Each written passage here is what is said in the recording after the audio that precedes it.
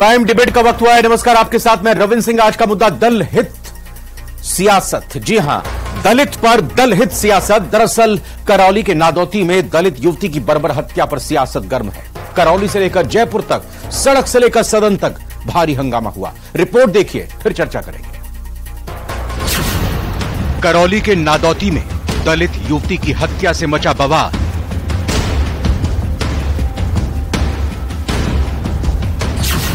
सदन से सड़क तक मचा संग्राम।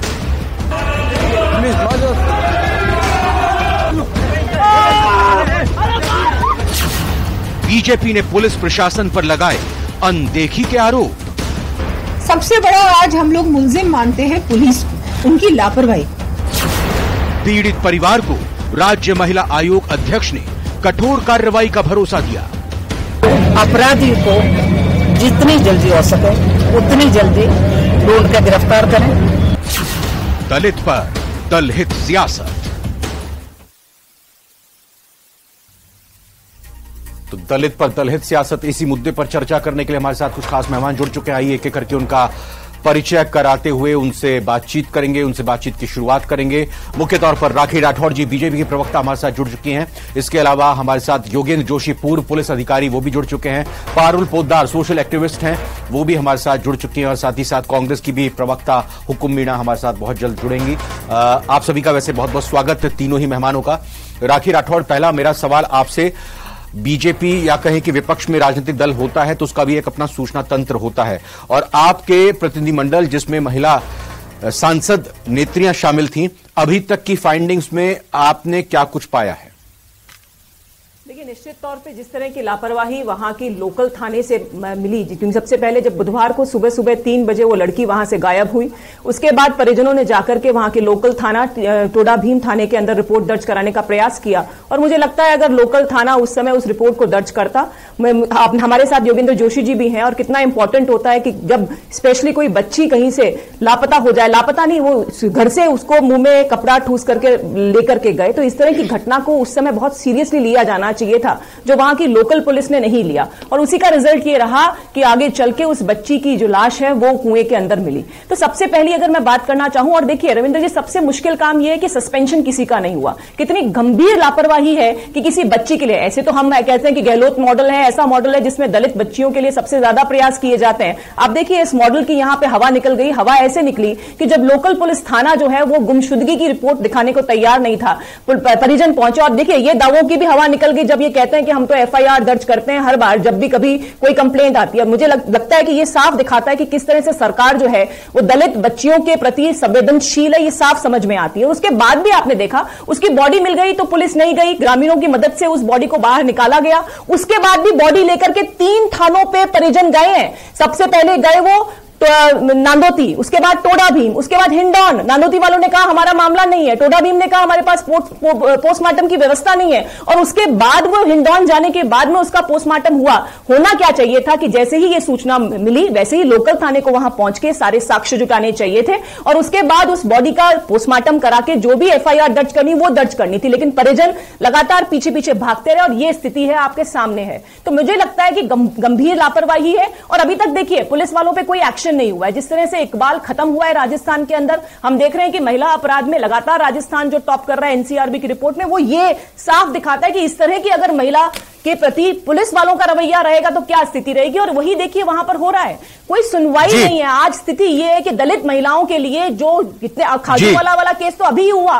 और एक खास बात और देखिए, कन्हैया लाल ने उदयपुर में पहले से पुलिस को सचेत किया कि मेरे साथ में कुछ हो सकता है, उसकी हत्या हो गई। अभी कल परसों ही हमने गैंग वॉर देखा, कुलदीप जगीना ने कहा कि हमारे साथ में मेरी हत्या हो सकती है, लेकिन फिर हत्या हो गई। यहां पर भी गुमशुदगी की रिपोर्ट पहले लिखाने गए लोग, यानी पुलिस को सब कुछ खबर थी, उसके बाद भी अपराध को रोक नहीं पाए। और अब हुकुम जी कहेंगे हमने एक्शन लिया, हम एक्शन लेंगे। देखिए सांप निकलने के बाद में लकीर पर अगर आप लाठी पीटेंगे उससे कुछ नहीं होगा। पहला काम पुलिस का अपराध को रोकना है। सूचना मिलने के बाद भी अगर अपराध रोक नहीं, बिल्कुल राखी जी, और मैं लापरवाही नहीं माफी के साथ एक सुधार कर देता हूं। पारुल पोद्दार जी अभी हमारे साथ जुड़ेंगी, हुकुम मीणा हमारे साथ जुड़ी हुई हैं।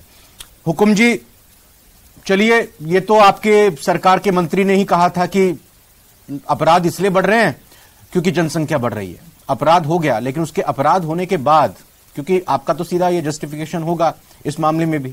अपराध होने के बाद यह परिवार इधर से उधर भटकता रहा, पोस्टमार्टम से लेकर तमाम चीजों को जिसका उल्लेख राखी राठौड़ अपने हवाले से कर रही हैं, इसके पीछे कौन जिम्मेदार है?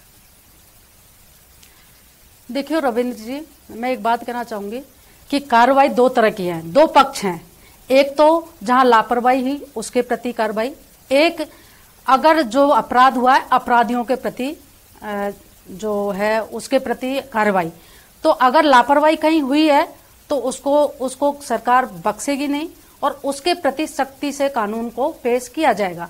और अभी जो अपराधी हैं उनका अभी आता पता नहीं है कि कौन है क्या है। मेरी अभी एसपी से आपसे बात हुई तो उन्होंने कहा हमको कुछ क्लू मिले हैं, अपराधियों को जल्द पकड़ लिया जाएगा।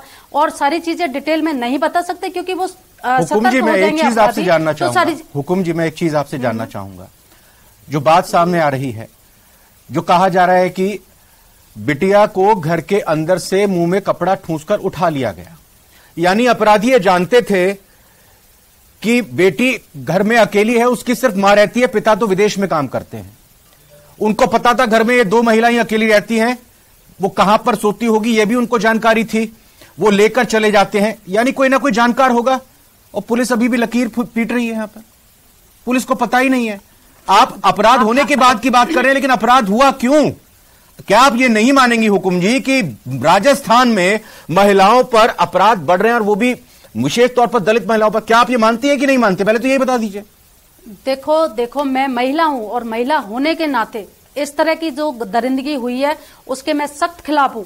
और आपने कहा कि अपराध बढ़ क्यों रहे हैं, तो देखो इसके पीछे सरकारें या उस तरह की चीजें, सख्त कानून है, लेकिन फिर भी जो समाजों की जिसमें परवरिश का, सामाजिक मानसिकता का, व्यक्ति की मानसिकता का वो बहुत ही महत्वपूर्ण मुद्दा होता है। दूसरी कि बच्ची को लेके गए वो, जब उनके घर वालों को किसी पे शक नहीं है, घर वाले अभी उनको बता नहीं रहे, उनके भाई से पूछा गया कि आपको किस पे शक है, तो भाई ने कहा कि हमें अभी किसी पे शक नहीं है। मैडम घर वाले तो एफआईआर दर्ज करवा रहे थे, बता रहे हैं कि एफआईआर दर्ज नहीं हो रही होती। अब पता नहीं क्या पट्टी पढ़ाई होगी उन लोगों को, पता नहीं क्या कुछ कहा सुनाया होगा, क्या कुछ सिखाया होगा, क्या किस दबाव में लिया होगा।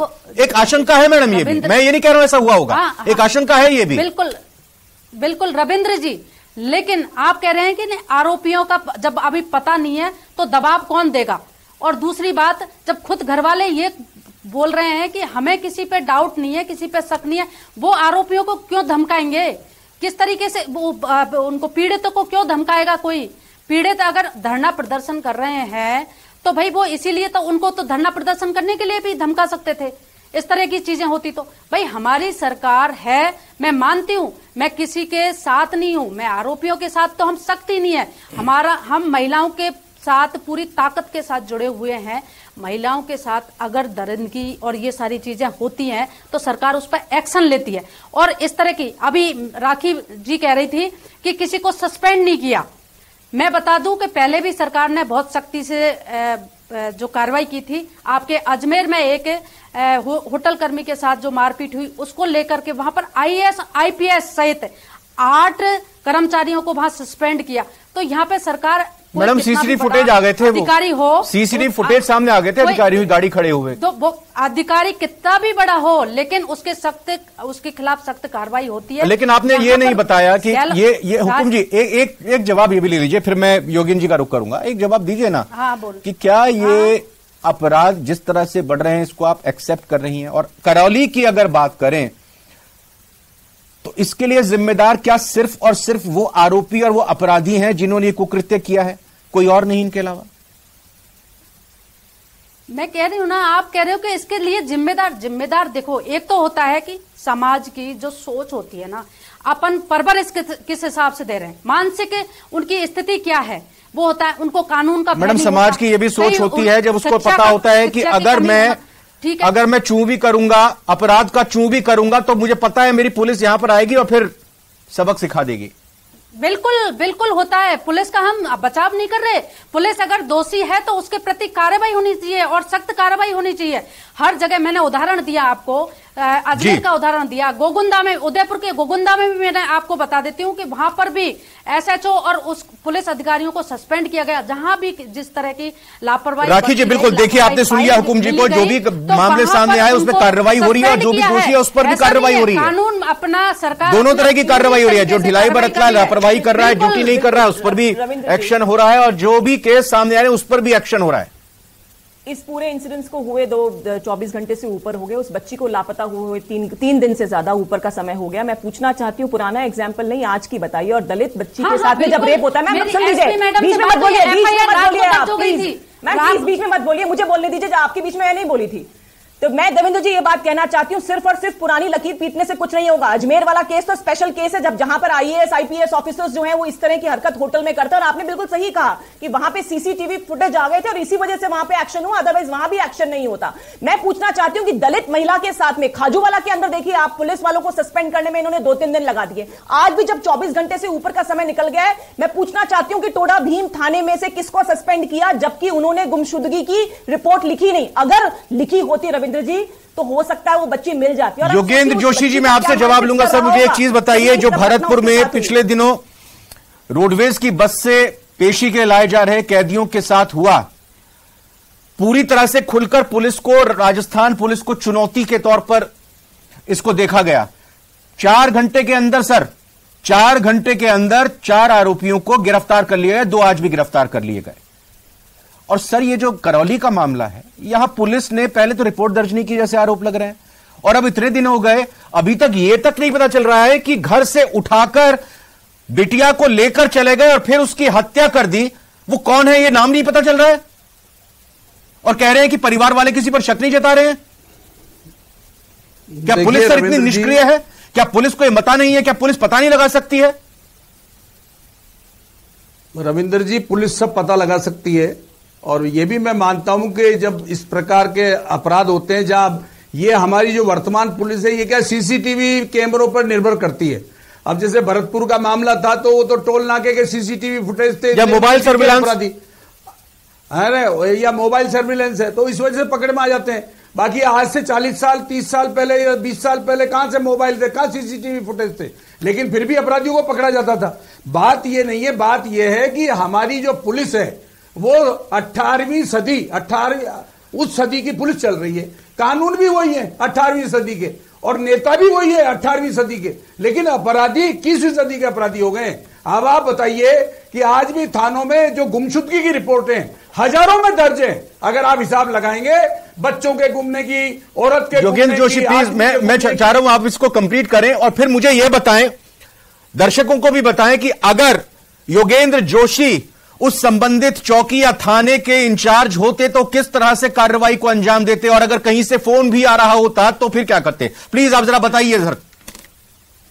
देखिए रविंद्र जी, मैं होता तो मेरी बात तो छोड़ो, इस प्रकार की जब सूचनाएं प्राप्त होती है, अगर संवेदनशील पुलिस अधिकारी है जिसको यह पता चल जाए कि साहब नाबालिग बच्ची या इस तरह की कोई महिला या इस तरह की कोई लड़की अपने इलाके से गुम गई है, तो ये गुमशुदगी की रिपोर्ट देकर के इतिश्री नहीं की जाती है। सबसे पहले गुमने की रिपोर्ट दर्ज कराओ, सारे घर वालों से, मोहल्लों से, मतलब उसको पुलिस थाने को लग जाना चाहिए। लेकिन मैं ये देख रहा हूं, आप अभी थोड़े दिन पहले एक बच्ची को घर से उठा के ले गए, उठा के ले जा रहे थे तो बाप ने देख लिया और बाप उसके पीछे पीछे गया, और जब अपराधियों को उसने देख लिया तो अपराधियों ने उस बाप की हत्या कर दी। आप समझ रहे हैं ये क्या है? ये वो है जिसके अंदर कानून का भय नहीं है। हमारे राज्य बिल्कुल मैं चाह रहा हूं इसी केस पर बात करें। फिर उसके बाद शव मिलता है, पता चलता है कि एसिड से जलाया गया होगा।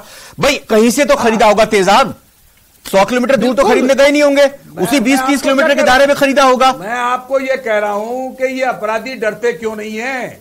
ये अपराध होते हैं तो इनके पीछे होता क्या है? होता यह है कि जिस तरह से जगीना वाले मामले में अपराधियों को सरेंडर कराया गया था, जो आज किसी अखबार में लाइन है, तो हमारे जो 90% अपराधी है ना बड़े बड़े, इनको राजनेता सरेंडर कराते हैं थानों में। और आप ये हिसाब लगा के देख लीजिए, ये जगीना वाले मामले में वहां अपराधियों को सरेंडर कराया गया और उन्हीं अपराधियों को मार दिया गया। तो क्या है, अगर पुलिस का भय होगा तो अपराधी अपराध करने से डरेगा। लेकिन हमारे यहां की राजनीतिक स्थिति यह है कि अपराधियों को संरक्षण प्राप्त है। वो लोग कहते हैं राजनेता कि अपराधी की कोई जाति नहीं होती, कोई धर्म नहीं होता, मैं ये कह रहा हूं अपराधी की जाति भी होती है, अपराधी का धर्म भी होता है, अपराधी की राजनीतिक पार्टी भी होती है, तब जाकर के अपराधी की हिम्मत होती है अपराध करने की। राखी जी, ये चीज हो कल आपकी सरकार थी, आज कांग्रेस की सरकार है, कल पता नहीं किसकी सरकार होगी, लेकिन क्या वाकई में राजनीतिक संरक्षण की वजह से ही अपराध बढ़ रहे हैं? देखिए, अपराध रोकने के लिए सबसे पहली जरूरी है कि राजनीतिक हमारे पास में कोई इच्छा शक्ति की आवश्यकता है, जो राजस्थान में नहीं है। देखिए, राजस्थान की पृष्ठभूमि रविंद्र जी ऐसी कभी नहीं रही। एक शांति प्रिय प्रदेश के रूप में राजस्थान ने अपनी पहचान रखी, लेकिन पिछली बार हमने देखा कि लगातार 3 सालों से एनसीआरबी की रिपोर्ट में दुष्कर्म के केसेस में लगातार हम बढ़ रहे हैं। तो आज जरूरत इस बात की है कि सरकार को बिल्कुल एक पायलट बेसिस के ऊपर और सबसे तेज गति से जो महिलाएं हैं उनके ऊपर जो अत्याचार हो रहे हैं उसको रोकने का प्रयास करना चाहिए, और वो प्रयास विफल हो रहे हैं, और इसीलिए लगातार इस तरह की स्थिति हमारे सामने है। सरकारों की आप बात करें, आज यूपी के अंदर हम लोग जब वहां पे वापस रिपीट होते हैं तो सिर्फ लॉ एंड ऑर्डर के बेसिस पर रिपीट हो रहे हैं। तो सरकारें अगर चाहें, उनकी इच्छा शक्ति हो, तो निश्चित तौर पे लॉ एंड ऑर्डर सुधरता है, लेकिन उसके लिए जरूरी है कि गृह मंत्री जी जो है वो एक संवेदनशीलता दिखाएं। हमारे मुख्यमंत्री को तो अपनी सीट बचाने के अलावा कोई फुर्सत ही नहीं है, कहां पे लॉ एंड ऑर्डर की स्थिति बचाएंगे? आप बताइए, एक भी ट्विटर पे स्टेटमेंट आया क्या उनका? किसी भी नेता ने कोई खेद व्यक्त किया कि किस तरह से? मैं उसी सवाल को पूछना चाह रहा था हुकुम जी से। हुकुम जी, लेकिन देखिए, ये संवेदनशीलता कहां नजर आई? ना एक्शन में नजर आ रही है और ना झूठा सच्चा उन्होंने कहीं सोशल मीडिया पे पोस्ट। ठीक है राखी जी, हुकुम जी, मैं ये पूछना चाह रहा हूं मैटर के लिए, बीएसपी, भीम आर्मी, आम आदमी पार्टी, बीजेपी, सभी के नेता वहां पर मिलने गए। महिला आयोग की प्रदेश अध्यक्ष भी वहां पर अपनी जिम्मेदारी के तौर पर वहां पर गईं। आप ये बिल्कुल जायज तरीके से कह सकती हैं, आपको पूरा अधिकार है हक अपनी बात रखते हुए कहने का कि ये तो विपक्षी दल है, तो उसको राजनीतिक तौर पर मुद्दा बनाएंगे ही बनाएंगे। लेकिन कांग्रेस की तरफ से क्या किसी को नहीं जाना चाहिए था उस परिवार के आंसू पोंछने के लिए? देखिए रविंद्र जी, मैं कहना चाहूंगी, आप कह रहे हैं कि बीजेपी के लोग गए, कांग्रेस के लोग नहीं गए। देखो, धरने होते हैं, 2 तरह के धरने होते हैं। एक तो होता है कि अपनी राजनीति को चमकाने के लिए, एक होता है कि जायज चीजें मनवाने के लिए। मैं मानती हूं ये बहुत मैडम, मैं मांग की बात नहीं कर रहा हूं मैडम, अपराध जो हुआ है उस अपराध की सहानुभूति जताने की मैं बात कर रहा हूं। सहानुभूति पूरी सरकार को है, हमको है। मैं एक महिला हूं, मैं नहीं तो वही तो राखी जी सवाल खड़ा कर रही है ना, मैं वादा करती हूँ ना, मैं वादा करती हूँ कि जिन्होंने भी इस अपराध में आरोपी हैं और जो भी पुलिसकर्मी अपराधी हैं या कोई भी आरोपी है, उसके खिलाफ सख्त से सख्त कार्रवाई होगी और होनी भी चाहिए। क्योंकि मैं बात घुमा रही हैं आप, हुकुम जी आप बात घुमा रही हैं। मैं आपसे ये पूछना चाह रहा हूँ कि कोई बात करने क्यों नहीं गया उस परिवार से? मैं ये नहीं कह रहा कि वहां पर जाए पुलिस के आला अधिकारी या कांग्रेस के नेता वहां पर जाए और कहें कि नहीं हमारी गलती से वो माफी मांगते हैं, हमारी गलती से। मैं ये नहीं कह रहा हूं कि वहां पर गलती स्वीकार करें या फिर माफी मांगे। मैडम जाना चाहिए। जी हमारी गई है, महिला आयोग के अध्यक्ष गई हैं, सबने हमारे महिला आयोग के अध्यक्ष मैडम संवैधानिक पद होता है मैडम, महिला आयोग के अध्यक्ष का संवैधानिक पद होता है मैडम। तो और किसको जाना चाहिए वहां? पुलिस किसकी है? वो तो मैडम आप डिसाइड करिए, मैं तो पूछ रहा हूं या जाना पुलिस के लिए नहीं, बिल्कुल जाना चाहिए और गए हैं और सहानुभूति है हमारी। इस तरह के मामलों के प्रति किसकी सहानुभूति नहीं होगी? आप कह रहे हैं कि धरने पे बीजेपी वाले, देखो इस लाश पे राजनीति करने का किसी को अधिकार नहीं है और करनी भी नहीं चाहिए।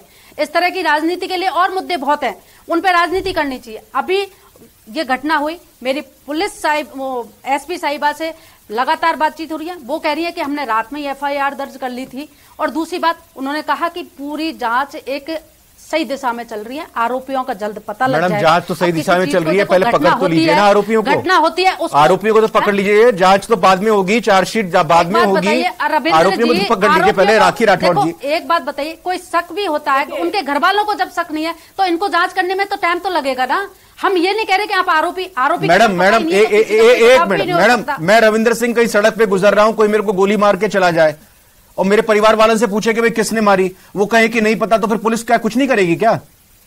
नहीं करेगी ना, जांच करेगी नहीं, वो पुलिस तो जांच में यही कह रही है ना कि मेरे परिवार वालों ने तो कुछ नाम ही नहीं लिया। राखी जी जांच